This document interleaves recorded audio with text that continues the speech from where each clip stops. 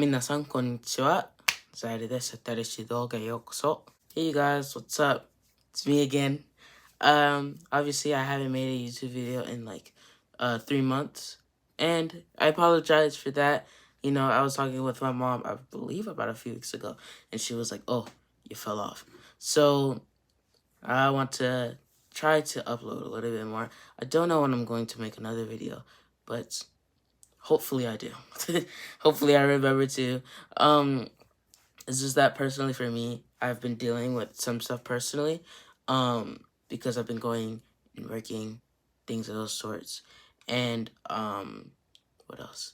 Oh, and also I've just been doing a lot of studying off time, and content has been a little bit dry, so I don't really know what to post. So if you want to send me ideas, I think YouTube blocks my comments. So if you want to send me any ideas, you can DM me on Instagram, or if you already know me on HiLocal, just message me on that. So today, you guys, we're going to basically be talking about the intermediate plateau when it comes to language learning. Now, obviously, there's different intermediate plateaus for different skill sets and things of those sorts. But today, we're going to be talking about the intermediate plateau for intermediate language learners. So if you like the video, please make sure to leave a like, subscribe, and hit post notifications. Also, before we begin, I want to let you guys know about my new YouTube channel. So basically, it's called Yatsurin. I'll make sure to leave a link in the description below. But this channel, I'll just be drawing because I like to draw now.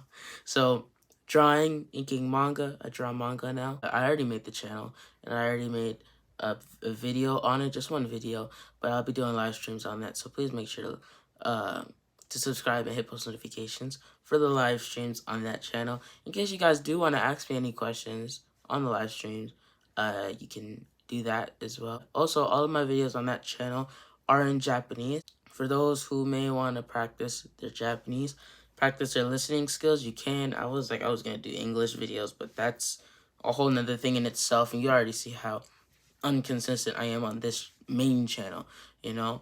So I'm not gonna be doing that. I'll just stick to Japanese videos. If I decide to do English at any time, I will. But for those who want to practice Japanese, or you can just, you know, just look at the art, look at what I do, and send support, send love to that channel.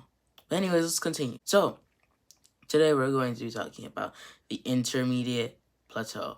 You know, something I have found myself at recently, and I kind of want to share it with you guys.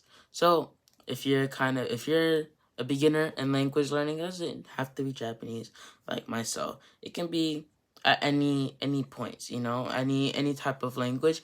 You might have not probably heard about the intermediate plateau, or if you haven't started language learning, you most likely won't know what the intermediate plateau is. In regards to language learning, the intermediate plateau is basically when you're an intermediate learner, you're able to understand basic conversation, and you're able to hold a conversation in your target language. So in my instance, in my case, I can hold a conversation in Japanese. I can speak in Japanese, I can understand, I can talk about most things and have a good understanding of what the person who I'm talking to is talking about, and able to respond in vocabulary.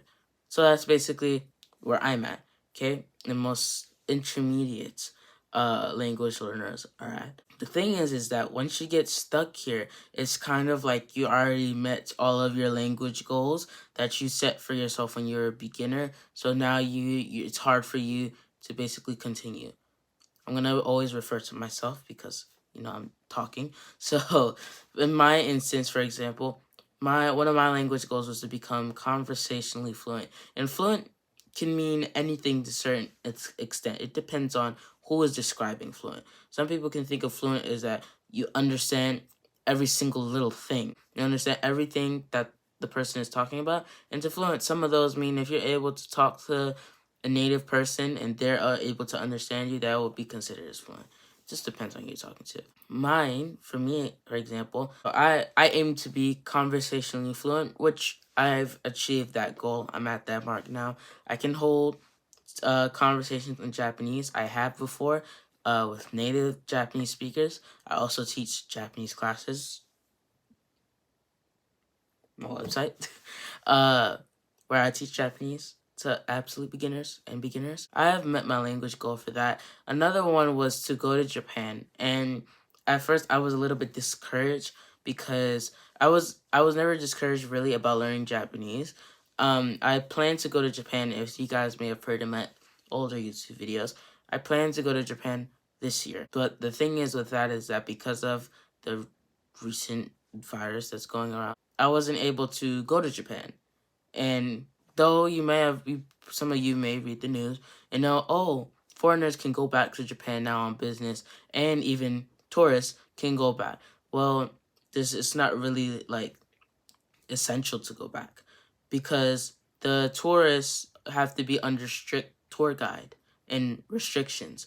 So even if you were to go to Japan, it would be compared to going to North Korea, as some people would say, because the tour guide and the restrictions are that bad that you basically can't do anything, and there's no point of spending a plane ticket if you can't even explore the full country yourself. So it was halted, and we're going next year, hopefully, that what's going on has come to an end. Hopefully it has. So because of those basically recent faults, I was discouraged to learn Japanese. Meaning that like I wasn't discouraged to keep on speaking it because almost every other day I was speaking Japanese on High Local. I was writing stories in Japanese and just writing things in Japanese and doing Japanese related content. So I was never really discouraged to keep on speaking it, but how I used to, where I would sit down and do the pen and paper stuff. Some people may not like it, but I personally do. I didn't, I still do, is sit down and study intensely to learn. I just got discouraged from doing that. So I looked at other YouTube videos on how to recover from the intermediate plateau. So I'm going to be basically giving you guys the condensed version because these YouTube videos are long and some of them are winded. So I'll give you the condensed version. And I'm not a professional linguist, okay? Obviously, I'm not. I just learn languages for fun, okay? If you like to know, it's on my channel about how many languages I speak. Those are not all the languages I've learned. I've learned many more languages than that.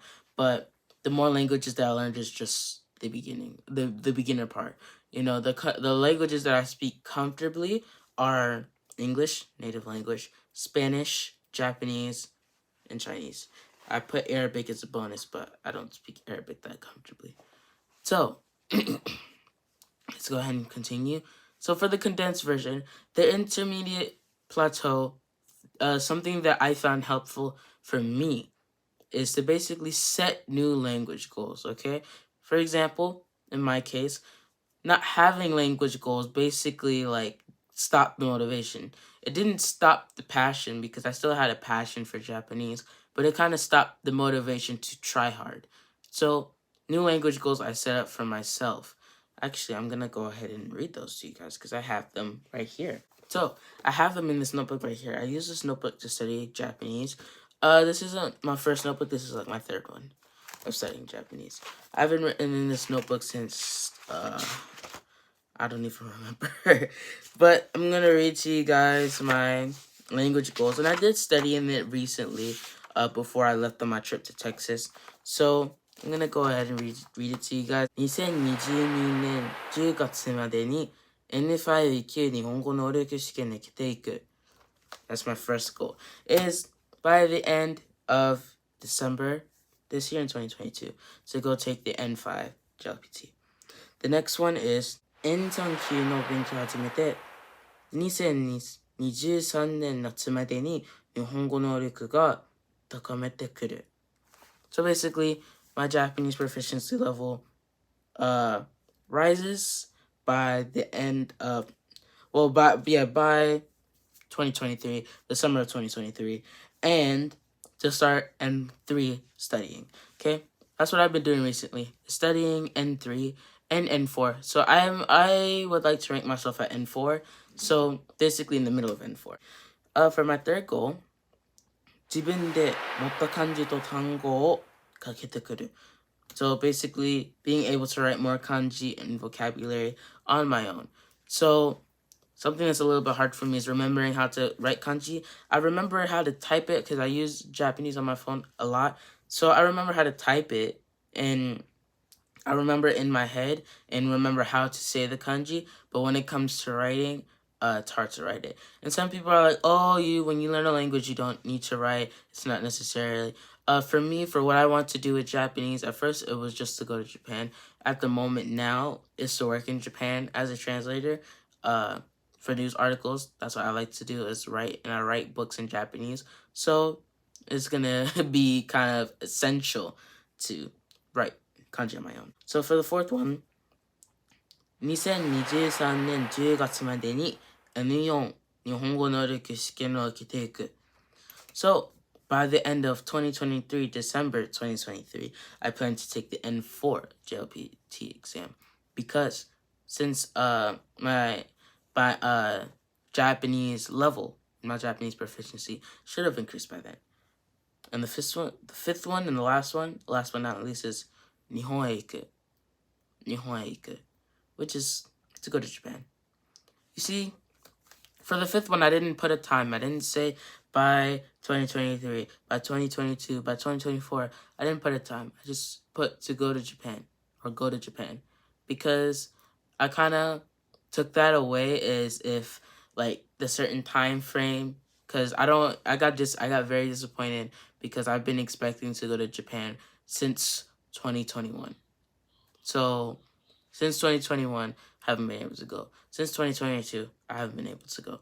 So when that happens, in order to not fall into the same plateau as I did before, if, say, because of what's been going around, I'm not able to go to Japan, I just have there, it won't be checked. I'll just have there, go to Japan. And then once I do go and I'll step foot in Narita Airport, it can be checked. So hopefully you guys got some inspiration from that. You should set new goals in whatever language, okay? Something I also found myself is like I'm in the intermediate plateau for Spanish as well.